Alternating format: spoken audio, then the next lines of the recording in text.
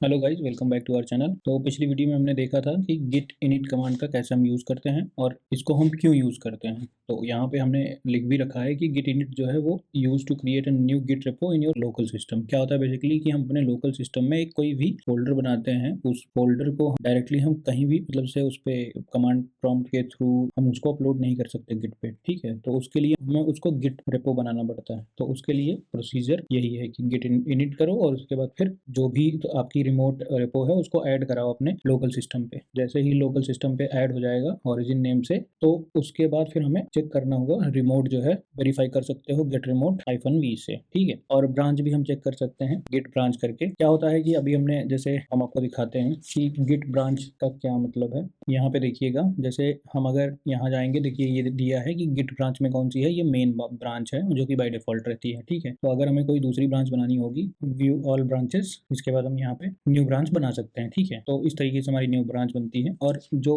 By default branch होगी वो क्या कौन सी होगी, वो हमारी मेन ब्रांच ही होती है। ठीक है, अगर इसको हमें कमांड प्रॉम्प्ट के थ्रू पता करना हुआ तो उसके लिए हम लिखते हैं गिट ब्रांच। जैसे गिट ब्रांच लिखेंगे तो देखिए यहाँ पे आ गया मेन, तो हमने पता चल गया कि हमारी करंट जो ब्रांच है वो कौन सी है, वो है मेन। ये हो गया हमारा गिट ब्रांच, ये हमारा गिट ब्रांच का हो गया। और अगर ब्रांच का नाम चेंज करना हुआ, जैसे मेन था, मेन को हमें चेंज करना होगा, कोई दूसरी ब्रांच नेम डालना होगा कोई दूसरी ब्रांच का, तो हम वहाँ पे गिट ब्रांच -M और फिर मेन करके टू रीनेम जो है वो हम यहाँ पे डाल सकते हैं। ठीक है, और इसके बाद होता है गिट पुश ओरिजिन। इसको हम क्या करते हैं, जो भी लोकल हमने रेपो बनाई है अपने सिस्टम में, उस रेपो को हम रिमोट एरिया में पुश कर देते हैं। तो उसके लिए हम क्या यूज करते हैं, गिट पुश ओरिजिन। इसको हमने पहले भी, ओरिजिन मेन, ये ब्रांच हुई बेसिकली, ये मेन ब्रांच हुई। अगर हमारे पास कोई फीचर वन ब्रांच है तो उस फीचर वन ब्रांच में डालने के लिए जब हम पुश करेंगे तो यहाँ पे फीचर वन लिख देंगे। ठीक है, git push origin feature one, ये वाला। तो यहाँ पे हम ब्रांच नेम चेंज कर सकते हैं पुश करते टाइम, अगर कोई दूसरी ब्रांच है तो, अपार्ट फ्रॉम मेन। हम देखते हैं कि गिट का वर्कफ्लो क्या होता है। ठीक है, कि कैसे हम काम करते हैं गिट पे। तो गिट का वर्कफ्लो कुछ नहीं होता है, उसको हम सिंपली समझेंगे क्या होता है। अगर हम बात करते हैं कि हमने जो रेपो है वो पहले से ही हमारे पास बनी हुई है, मान लेते हैं जो रेपो हुई है वो हमारी रिमोट एरिया में पहले से ही बना हुआ है। ठीक, तो उसको हम क्या करते हैं, पहले हम उसमें चलाएंगे गिट क्लोन। ठीक है, और यहाँ पे यूआरएल दे देंगे, जो भी होगा HTTP यूआरएल। तो ये हमारा जो रेपो होगी, रिमोट रेपो, ये हमारे लोकल में आ जाएगी, हमें मिल जाएगी। इसके बाद अगर कोई भी चेंजेस हम करते हैं या कोई फाइल नई ऐड करते हैं, कुछ भी करते हैं, तो इसके बाद चलाना होता है गिट ऐड कमांड। तो गिट ऐड, और इसके बाद अगर एक फाइल है, सिंगल फाइल है तो फाइल नेम, और अगर सिंगल फाइल नहीं है, मल्टीपल फाइल्स हैं एक साथ हमें जो है ऐड करानी है, तो हम स्पेस डॉट लिख देते हैं। तो इससे ये हो जाता है कि ऑल फाइल्स ऐड होंगी। और इसके साथ साथ हम इसके चेक कर सकते हैं स्टेटस को गिट स्टेटस से। ठीक है, गिट स्टेटस से स्टेटस भी चेक कर सकते हैं कि वो किस पोजीशन में है, वो ट्रैक्ड है, अनट्रैक्ड है या स्टेज्ड है। तो ये सारी चीजें हम गिट स्टेटस से पता कर सकते हैं। इसके बाद हम लिखते हैं गिट कमिट, मतलब हम अपनी जितनी भी चेंजेस हैं, जितने भी फाइल्स हैं, उनको हम सबको कमिट करते हैं, गिट कमिट -M। और इसके बाद डबल कोट में हम मीनिंगफुल मैसेज लिखते हैं, मैसेज। ठीक है, इससे हमें पता चले कि हमें एग्जैक्टली कहाँ पे क्या। अब जैसे एक दो कमिट करना है तो हमें तो पता रहेगा, लेकिन अगर हमें मल्टीपल कमिट किया, बहुत सारी कमिट कर दी है, तो किस पर्पज से किया है हमने। और अब एक ब्रांच हुई तो उस पर मल्टीपल लोग भी काम कर रहे होते हैं, तो किसने कितना कमिट किया, किस रिस्पेक्टिव कमिट किया, तो उस चीज को हम यहाँ पे मीनिंगफुल मैसेज में रखते हैं, जिससे हमें पता चले कि हाँ, हमने जो भी कमिट किया है उसका कोई वो है, मतलब है कि इस पर्पज से हमने किया हुआ है कमिट। तो ये हो गया। इसके बाद फिर लास्ट स्टेज क्या आता है, लास्ट स्टेज आता है कि गिट हम पुश करते हैं, गिट पुश ओरिजिन और मेन। ये हमारा नॉर्मल मेथड है, एक तरीके से देखा जाए तो ये हम अमूमन यही करते हैं, लेकिन ये नॉर्मल मेथड है। इसके पहले अगर मान लीजिए कि हमारे रेपो में पहले से ही कोड है, और या फिर कोई दूसरा बंदा, जैसे मान लीजिए कि ये मेन ब्रांच हो गई, इसमें दो बंदे काम कर रहे हैं, एक काम कर रहा है और एक बी काम कर रहा है। तो अब इस सिचुएशन में क्या होगा कि जो भी ए ने चेंजेस किए, वो चेंजेस जब पुश करेगा, तो मान लो ए ने यहाँ पे पुश कर दिए, अब जो ये फाइल थी ये अपडेटेड होगी किससे, A+ से। मतलब जो भी चीजें थी वो पहले से थी और उसमें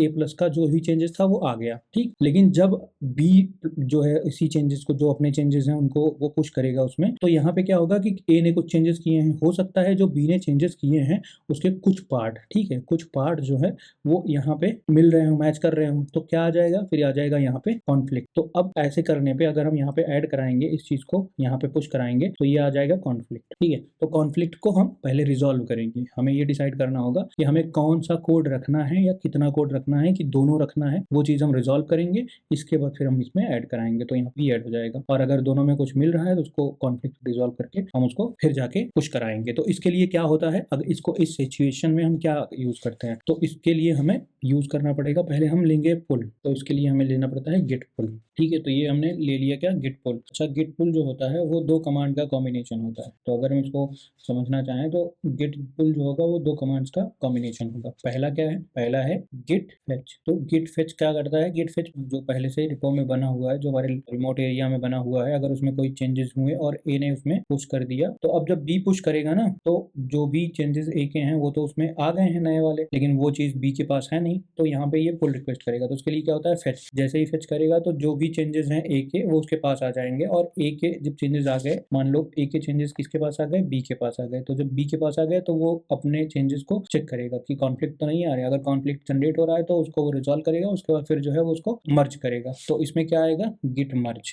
ठीक है, ये मर्ज रिक्वेस्ट डाली जाती है, तो जो एडमिन होता है वो जाके इसको अप्रूव करता है, या अप्रूवल जो भी होता है अप्रूवर वो अप्रूव करेगा। ठीक है, तो ये होता है पुल का मतलब। इसके बाद जब सारा कुछ हो जाता है तो हम पुश कर देते हैं, पुश करने के बाद पुल रिक्वेस्ट के बाद फिर हम ये मर्ज कर देते हैं। मर्ज करने के बाद हमारा जो है वो रेपो पहुंच गई रिमोट एरिया में। तो ये हो गया पहला मेथड कि हमें क्या किया, हमारे पास पहले से ही पड़ी हुई थी रेपो, उसको हमने क्लोन किया, क्लोन करने के बाद चीज़ें परफॉर्म करी। इसके बाद आता है सेकंड सिनेरियो। सेकंड सिनेरियो में हमने देखा भी जैसे इसके पिछली वीडियो में कि लोकल में कैसे नई रेपो बना के हम उसको कैसे अपने उसमें ऐड कराते हैं। ठीक है, तो अब सेकंड मेथड क्या होता है, सेकंड मेथड ये होता है कि पहले हमने अपनी रेपो जो है वो लोकल बनाई, लोकली, ठीक, लोकल सिस्टम में बना ली गिट इनिट का यूज करके। ठीक, हमने लोकल रेपो बना ली। इसके बाद फिर नेक्स्ट स्टेप क्या होगा, इसका नेक्स्ट स्टेप होता है कि वही उसी रेपो किसी नाम को, या थोड़ा डिफरेंट भी नेम हो सकता है, तो उसी मतलब जो भी नई रेपो होगी उसको हम अपने रिमोट एरिया में बनाएंगे। और एक चीज़ और है, इसको हम ध्यान देंगे कि ये हमेशा एम्प्टी होनी चाहिए, कोई भी फाइल हम इसमें ऐड अपने आप से नहीं करेंगे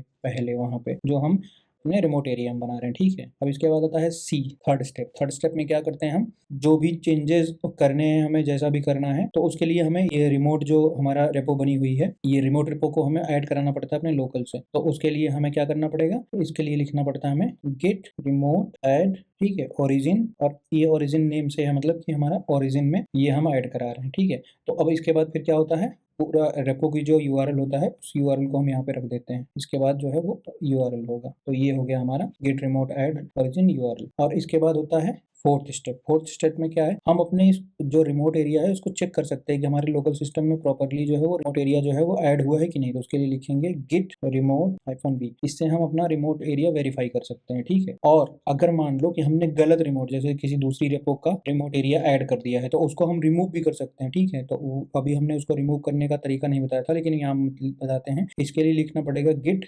रिमोट और फिर यहाँ पे रिमूव ओरिजिन। ये चीज हम लिखेंगे तो क्या होगा कि जो हमारी ये रेपो है, ये रिमोट वाला एरिया है जो ओरिजिन में हमने ऐड किया है, ये रिमोट वाला एरिया हट जाएगा, रिमूव हो जाएगा। तो जब हम दोबारा गिट रिमोट चलाएंगे, गिट रिमोट -v, तो कुछ नहीं दिखेगा। और दोबारा ऐड करने के लिए हमें यही सी वाली कमांड, सी पॉइंट वाला कमांड दोबारा चलाना पड़ेगा, जिसमें यूआरएल जो है वो चेंज हो सकता है। इसके बाद हमारा नेक्स्ट स्टेप आता है एफ। तो एफ में क्या करते हैं, हम अपना नॉर्मल सा जो भी हमें चेंजेस करने हैं, नहीं करने हैं, जैसा भी करना है, उसके बाद करने के बाद हम यहाँ पे चलाएंगे गिट ऐड, ठीक, और स्पेस डॉट।